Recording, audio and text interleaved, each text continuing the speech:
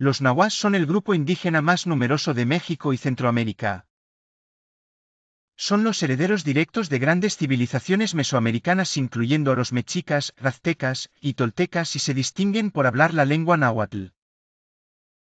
A continuación, se destacan sus aspectos históricos y culturales más importantes. Origen y expansión.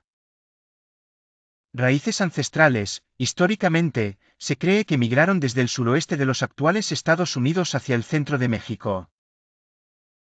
Las 7 tribus estaban conformadas por 7 pueblos nahuatlacas principales, entre ellos los mexicas, tlaxcaltecas, tepanecas y xochimilcas.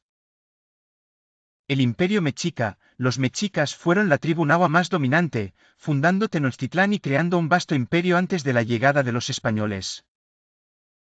Cultura y lengua. El náhuatl es su idioma original y pertenece a la familia lingüística utoazteca.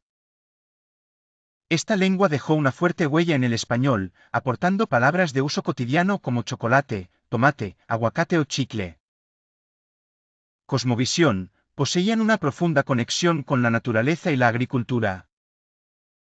Su sociedad contaba con conocimientos avanzados en astronomía, matemáticas y arquitectura. 3. Distribución geográfica actual. A pesar de la conquista española, el pueblo nahua sobrevivió y hoy en día representa la comunidad originaria más grande de México.